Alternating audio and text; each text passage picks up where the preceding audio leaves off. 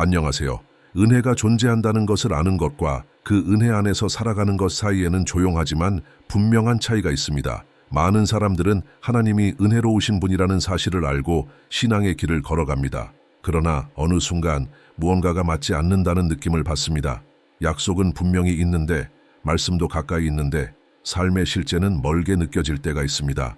그래서 중요한 질문이 생깁니다. 무엇이 우리를 하나님께 가까이 이끄는가? 어떻게 은혜가 개념이 아니라 현실이 되는가? 성경은 신앙의 기초를 말합니다. 감정이 아니라 사람의 노력도 아니라 신앙 전체를 떠받치는 근본입니다. 이 기초가 분명하지 않으면 믿음은 쉽게 흔들리고 혼란스러워지며 지치기 쉽습니다. 그래서 이 말씀은 짧은 감동을 위한 것이 아니라 이해를 위한 말씀입니다. 하나님께서 정하신 길이 무엇인지, 왜 은혜가 주어졌는지, 그리고 어떻게 그 은혜 안에 굳게 설 수 있는지를 차분히 살펴보려 합니다. 이제 말씀으로 들어가겠습니다. 히브리서 6장 1절과 2절에서 성경은 이렇게 말합니다. 그러므로 그리스도의 교리의 초보를 제쳐두고 성숙한 대로 나아가며 다시 털을 닦지 말라. 곧 죽은 행실에서의 회개와 하나님께 대한 믿음, 세례들에 관한 교훈과 안수와 죽은 자의 부활과 영원한 심판의 터입니다.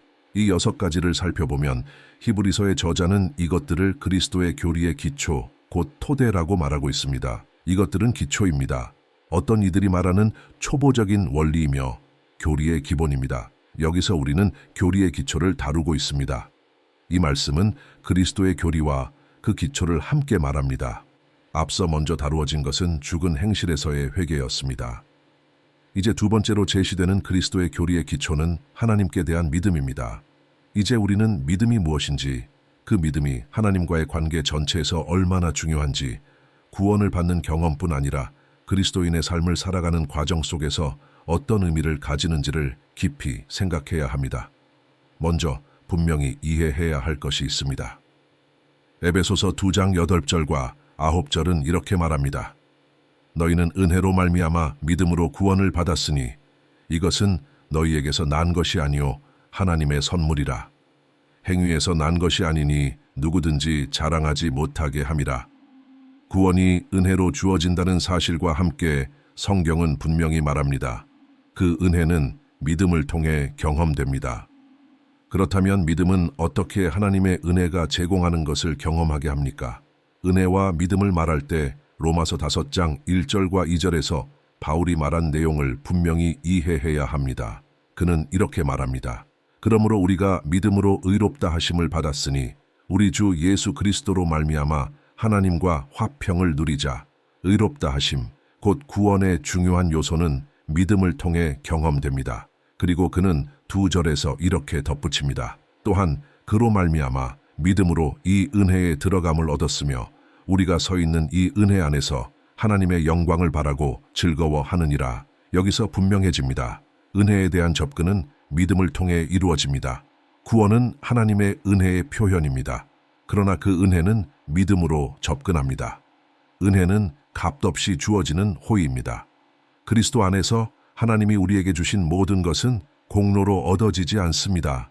오직 믿음으로만 받을 수 있습니다. 성경은 분명합니다. 행위가 아닙니다. 자격의 문제가 아닙니다. 은혜는 값없는 선물이며 우리는 믿음을 통해서만 그 은혜가 주는 것을 경험합니다. 다른 길은 없습니다. 은혜에 이르는 다른 통로도 없습니다. 또한 우리는 먼저 회개가 필요하다는 사실을 이미 살펴보았습니다. 믿음은 회개를 대신하지 않습니다. 믿음은 회개를 따릅니다. 그리고 회개와 함께 움직입니다. 복음의 메시지는 항상 회개의 메시지였습니다. 요한이 전했을 때도, 예수께서 전하셨을 때도, 제자들이 전할 때도 같았습니다. 로마서 10장 17절은 말합니다. 믿음은 들음에서 나며 들음은 그리스도의 말씀으로 말미암습니다. 그리스도께서 정하신 메시지, 곧 회개가 선포될 때 전해지는 말씀은 믿음을 일깨우는 능력을 가집니다. 믿음은 회개와 함께 일어나며 그 회개를 따릅니다. 마가복음 1장 15절에서 예수께서는 이렇게 선포하셨습니다. 회개하라. 그리고 복음을 믿으라. 히브리서 6장에서 그리스도의 교리의 기초를 보면 먼저 죽은 행실에서의 회개가 나오고 그 다음에 하나님께 대한 믿음이 나옵니다. 회개는 출발점입니다. 그러나 믿음 역시 회개를 따르지만 출발점으로 이해되어야 합니다. 믿음은 우리가 구원을 받는 수단이며 이 사실은 분명합니다. 그러나 이 진리가 너무 당연해 보일지라도 성경이 이 주제를 어떻게 반복해서 말하는지를 분명히 이해해야 합니다. 성경에서 어떤 말씀이 반복될 때 그것은 정보가 아니라 강조입니다. 사도행전 13장 38절과 39절은 말합니다. 그러므로 형제들아, 이 사람으로 말미암아 죄의 사함이 너희에게 전파된다는 것을 알게 하라. 여기서 말하는 이는 부활하신 예수입니다. 그리고 39절은 말합니다. 또 그를 힘입어 믿는 사람마다 모세의 율법으로는 의롭다 하심을 얻지 못하던 모든 일에서 의롭다 하심을 받는다. 율법의 행위는 결코 이루지 못했던 의를 믿음이 이루는 것입니다. 사도행전 16장 31절에서 빌립보의 간수가 바울과 실라에게 말할 때 바울은 이렇게 대답합니다. 주 예수를 믿으라. 그리하면 너와 네 집이 구원을 받으리라. 다시 한번 분명해집니다. 구원은 믿음을 따릅니다. 사도행전 26장 18절에서 사도 바울이 아그리빠 왕 앞에 서서 자신의 회심을 증언할 때 예수께서 그에게 나타나 하신 말씀을 전합니다. 17절에서 주님은 그를 유대인과 이방인 가운데서 건져내어 그들에게 보내신다고 말씀하십니다. 그리고 18절에서 그 사명의 목적을 분명히 밝히십니다. 그들의 눈을 열어 어둠에서 빛으로 사탄의 권세에서 하나님께로 돌아오게 하여 죄 사함을 받고 나를 믿음으로 거룩하게 된 자들 가운데서 유업을 얻게 하려 함이라. 눈을 연다는 것, 어둠에서 빛으로 옮겨진다는 것, 사탄의 권세에서 하나님께로 돌아온다는 것은 곧 회심을 말합니다. 그리고 그와 함께 죄 사함을 받는 일과 그리스도를 믿음으로 거룩하게 된 자들에게 주어지는 유업을 말합니다. 이 모든 것은 그리스도 안에서 경험하는 것이며 믿음을 통해 주어집니다. 다른 길은 없습니다. 다른 방법도 없습니다.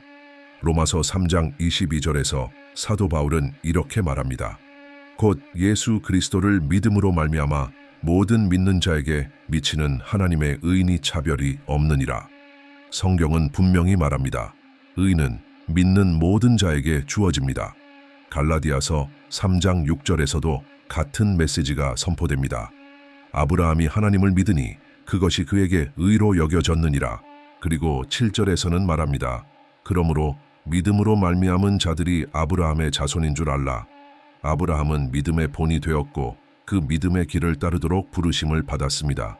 로마서 4장에서 바울은 아브라함의 믿음의 발자취를 따라가야 함을 말합니다. 빌립보서 3장 9절에서 바울은 믿음으로 받는 의에 대해 말합니다. 율법에서 난 자기 의가 아니라 그리스도를 믿음으로 말미암은 의, 곧 하나님께로부터 난 의입니다. 그러므로 의롭다 하심의 기초는 믿음입니다. 이 모든 설명 속에서 믿음은 은혜에 이르는 통로이며 회개를 따르고 구원을 받게 하는 수단임이 분명해집니다. 그리고 성경은 말합니다. 이 믿음은 하나님께로부터 옵니다. 로마서 12장 3절은 믿음을 하나님의 선물로 설명합니다. 하나님께서 각 사람에게 나누어 주신 믿음의 분량대로 생각하라고 말합니다. 믿음의 분량이 있다는 것은 성장이 가능하다는 뜻입니다. 성경은 작은 믿음과 큰 믿음을 말합니다. 믿음은 자라야 합니다. 그러나 그 시작은 하나님께로부터 옵니다. 이것은 어떤 사람은 믿음을 받고 어떤 사람은 받지 못했다는 뜻이 아닙니다. 하나님은 그분께 응답하려는 모든 사람에게 믿음을 주십니다. 로마서 10장 17절은 말합니다. 믿음은 들음에서 나며 들음은 그리스도의 말씀으로 말미암습니다. 말씀을 들을 때 마음이 열리면 믿음이 일어납니다. 또한 믿음은 하나님과의 관계의 기초입니다. 로마서 1장 17절은 말합니다. 하나님의 의는 복음 안에서 믿음으로 믿음에 이르게 합니다. 믿음은 한순간으로 끝나지 않습니다. 그것은 걸어가는 길입니다. 믿음은 회심에만 필요한 것이 아니라 그리스도인의 전 삶에 필요합니다. 하박국 2장 4절의 말씀처럼 의인은 믿음으로 살아갑니다. 이 말씀은 갈라디아서에서도 히브리서에서도 반복됩니다. 히브리서 11장은 믿음의 중요성을 역사 전체를 통해 보여줍니다. 믿음은 보이지 않는 것을 확신하게 합니다. 그리고 성경은 선언합니다. 믿음이 없이는 하나님을 기쁘시게 할 수 없습니다. 하나님께 나아가는 자는 그분이 계신 것과 그분이 찾는 자들에게 상 주시는 분임을 믿어야 합니다. 야고보서 1장은 지혜를 구하라고 말하면서 반드시 믿음으로 구하라고 권면합니다.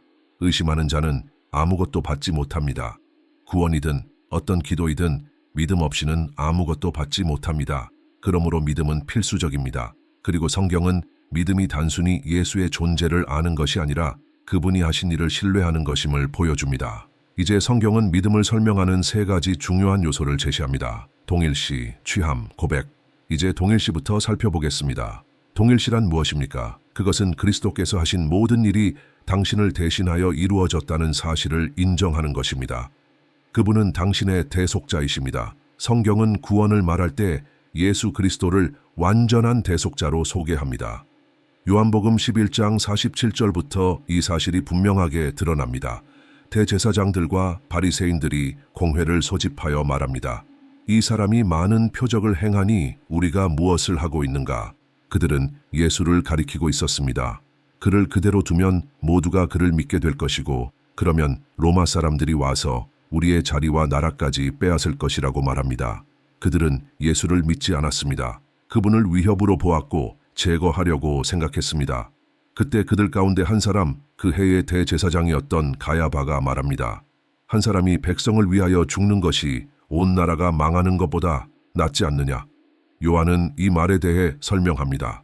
그는 성령의 감동으로 기록하며 가야바가 스스로 말한 것이 아니라 그 해의 대제사장이었기 때문에 예수께서 나라를 위해 죽으실 것을 예언한 것이라고 말합니다. 그리고 그분은 그 나라만이 아니라 흩어져 있던 하나님의 자녀들을 하나로 모으기 위해 죽으셨습니다. 그럼에도 불구하고 그들은 마음을 굳게 하고 그날부터 예수를 죽이기로 결정합니다. 성경은 반복해서 말합니다. 예수께서는 대속자가 되기 위해 오셨습니다. 그분은 당신을 대신하여 죽으셨고 당신을 대신하여 장사되셨습니다. 그리고 성경이 말하듯 그분이 부활하시고 하늘로 올려져 하나님 우편에 앉으신 것도 당신을 대신한 일입니다. 갈라디아서 2장 19절과 20절에서 바울은 말합니다. 나는 율법으로 말미암아 율법에 대하여 죽었으니 이는 하나님을 위하여 살려 함이라. 나는 그리스도와 함께 십자가에 못 박혔다. 그리고 이어서 말합니다. 이제는 내가 사는 것이 아니라 그리스도께서 내 안에 사신다. 지금 내가 육체 가운데 사는 삶은 나를 사랑하시고 나를 위하여 자신을 주신 하나님의 아들을 믿는 믿음 안에서 사는 것이다. 바울은 회심 이후의 믿음의 삶을 말합니다. 그러나 그가 그리스도와 함께 십자가에 못 박혔다고 말할 때 그는 물리적인 십자가를 말하는 것이 아닙니다. 그것은 동일시입니다. 그리스도께서 당신을 대신하여 죽으셨다면, 그분이 당신을 대표하셨다면 당신은 그분 안에서 죽은 것입니다. 이사야 53장은 말합니다. 우리에게 평화를 주는 형벌이 그에게 놓였다.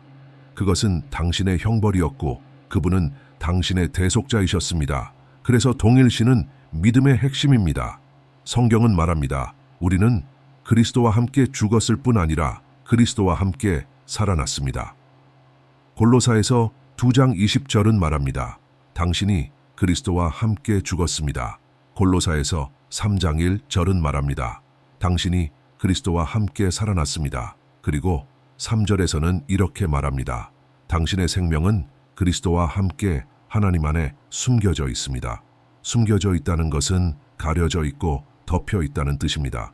그리스도께서 앞에 계시고 당신은 그분 안에 숨겨져 있습니다. 그래서 하나님께서 당신을 보실 때 그리스도의 의를 보십니다. 이것이 그리스도 안에 있다는 뜻입니다. 그리스도 안에서 그리스도와 함께 그분 안에 있다는 표현은 모두 동일시를 말합니다. 이것이 믿음의 출발점입니다. 믿음은 예수의 존재를 아는 것이 아닙니다. 그분이 하신 일을 신뢰하는 것입니다. 당신은 그분과 함께 죽었고 그분과 함께 장사되었고 그분과 함께 살아났습니다. 그리고 더 나아가 에베소서 2장 6절은 말합니다.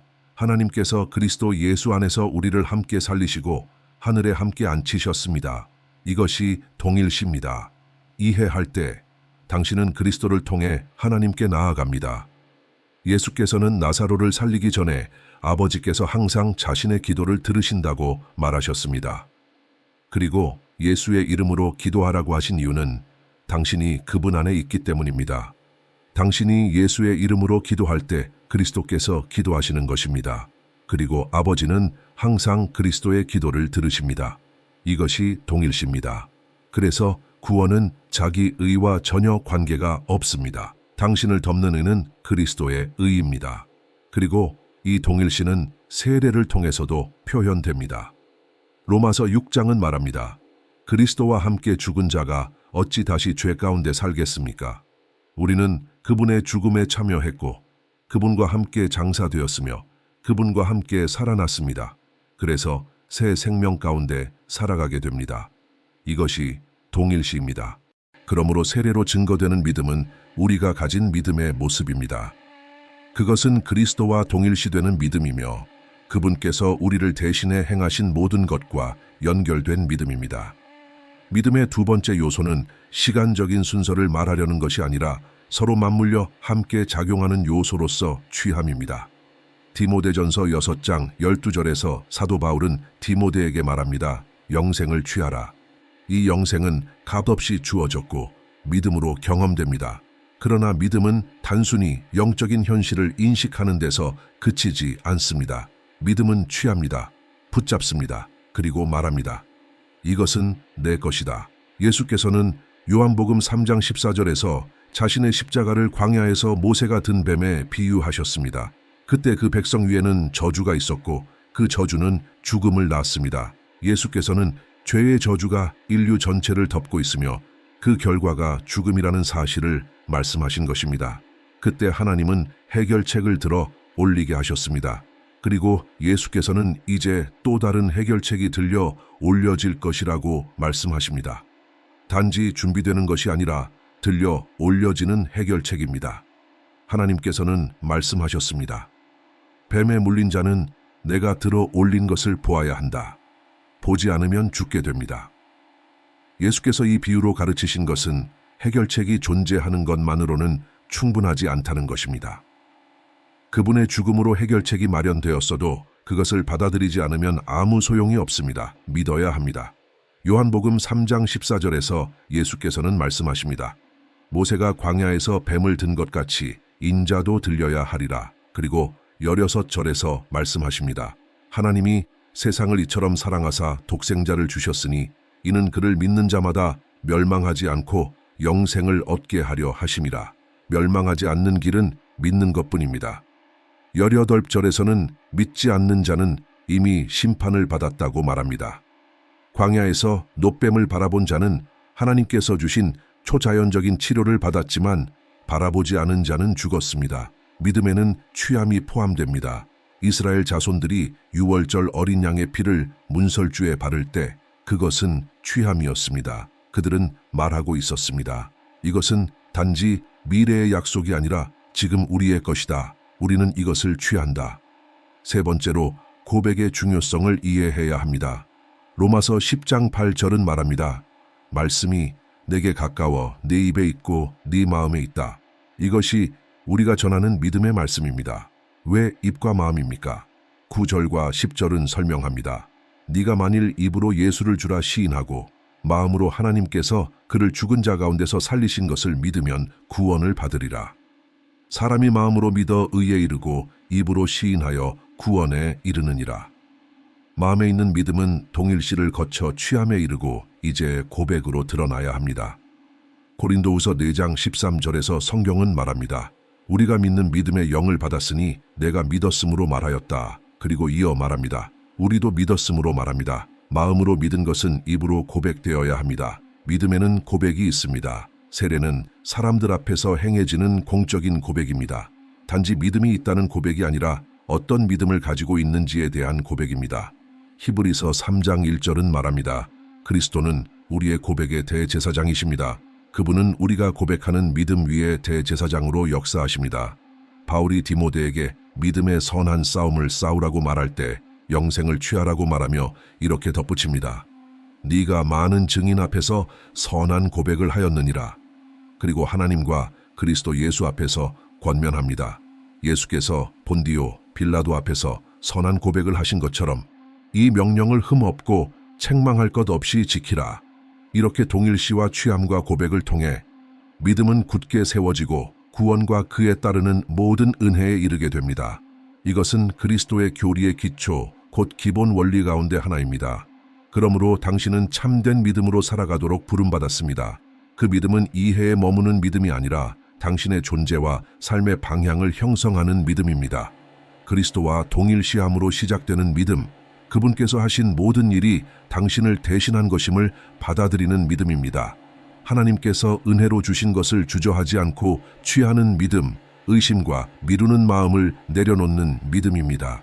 그리고 그 믿음은 고백으로 드러나며 말뿐 아니라 삶 전체로 증거됩니다. 당신의 삶은 공로나 노력 위에 세워진 것이 아니라 그리스도의 완전한 사역을 신뢰하는 믿음 위에 서 있습니다. 그러므로 믿음으로 산다는 것은 매 순간 하나님을 의지하며 그분의 말씀에 마음을 열고 그 믿음이 자라도록 내어드리는 삶입니다.